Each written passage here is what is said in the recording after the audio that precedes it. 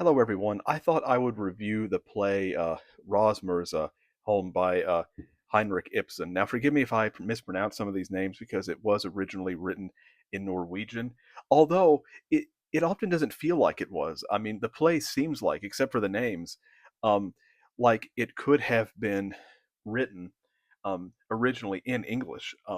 Heinrich Ibsen was just that great of a writer. A lot of translated works like Tolstoy, Dostoevsky, even though I can still enjoy the language, at times I can still tell that I'm reading something that's been translated. With Ibsen, I don't really feel that most of the time.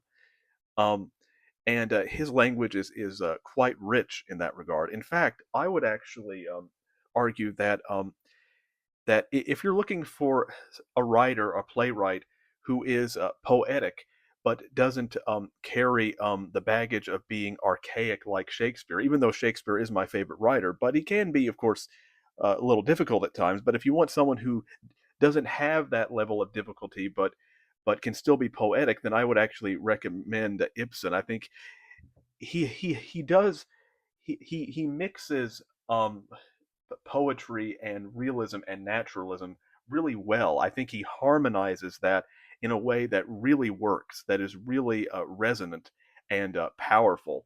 You really feel the emotional power of his language as you are reading it. And Rosmersholm, I think is the best play that I've read by him so far. Now, I have not seen actually um, an actual full production of it because they're very difficult to find.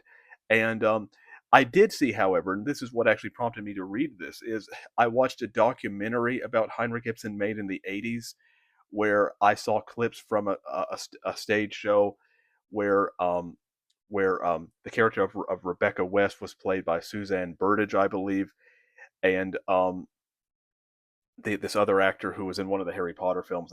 His name escapes me at this point. Roger Pack, I believe. Although I could be wrong about that. Um, but I thought their performances were very good, and um, and that's actually what prompted me to read this because there was a lot of emotional resonance in their performances. They were very layered, and I looked up some other performances, and they didn't have what I found in those clips. So it's amazing how a performance that I haven't even fully seen can inspire me in such a way. Um, but anyway, so Roswell, I'll sum up the plot a little, but and there will be spoilers in this because I will be reacting to the ending. Um, but anyway, you have the character of Roswell. This takes place in Norway, who he is a disillusioned pastor who has lost his faith.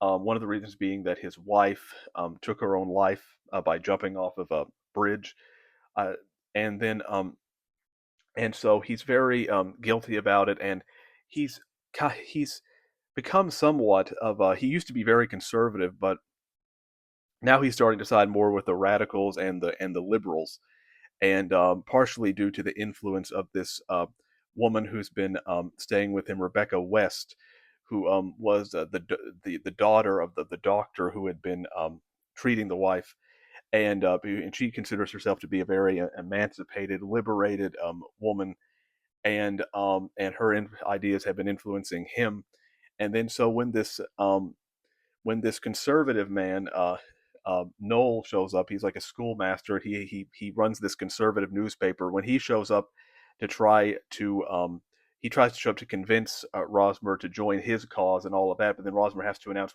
that not only has he lost his faith in God, but that but he's also politically he is now completely he now aligns with the other side, the side that he used to be against, and then so the ideologies here, the exploration of ideologies, it's actually quite profound.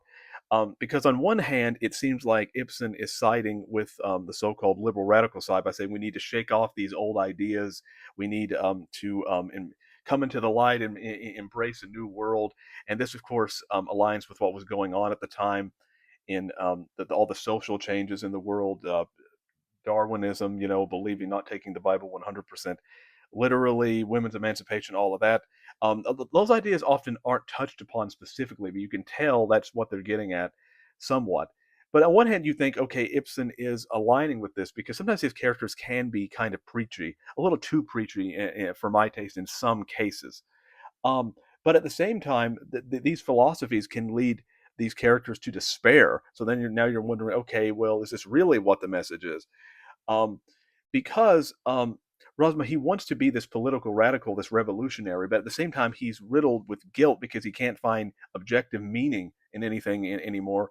And you have Rebecca West who believes in him and is trying to help him. But then it is revealed that Rebecca actually manipulated his wife into taking her own life so she could have Rosmer for herself, and so he wouldn't be held back and he could become that radical political revolutionary. But she's so torn with guilt over this that she herself can't let go of the past now that she has what she wants. And so you have this situation where there's this one symbolic image in it, the white horses of Rosmersholm. They're not literal. It's like when every time death appears, a white horse appears, and the white horse represents ghosts, ghosts from the past. How you can't let go of the past, you can't escape the past, and so this story involves how these characters ultimately slide into misery and into death, and how somehow in the end, Rosmer feels that the only way that when he finds out what Rebecca did, that she can prove that she did it out not out of selfishness, but because she loved him, was by her also taking her life in the same way that the wife did. But then you come to discover that he can't live without Rebecca either. So ultimately, they make a kind of pact where they decide to jump together, and it's a very depressing play. But at the same time, the ending seems logical because it is a logical consequence of the worldviews that they've adopted, how they can no longer find meaning in the world, and how ultimately any kind of ideology, um, um, even if it is noble, can be tainted if it's not done with a pure heart. If you ultimately give in to your selfish desires, then an ideology that was once noble can become tainted and poisonous in that regard. And I think that's ultimately what happened with them, is because they didn't have an objective anchor to be the foundation of their newfound beliefs. They ultimately crumbled, and so ultimately it is a tragedy about the frailty of human nature, and how if you don't actually have something deeper to believe in, like the transcendent. Because one of the things that happens in this play is that the radicals also reject Rosmer because he doesn't have his spiritual beliefs anymore that could guide their cause. And so because he's fallen into despair and his own hubris, now he there's no way he can make a positive impact into the world because he lacks the spiritual capacity to do that, and Rebecca West as well. And so I think that this play ultimately deals with the idea of how people were shaking off old beliefs, so to speak, in the late 19th century, especially among the upper class.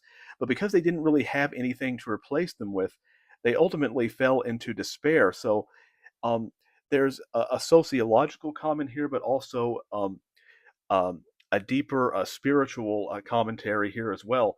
And I love the language of this play. I love how Rebecca West talks about how she was compelled to do it because of the storms inside her and all of that.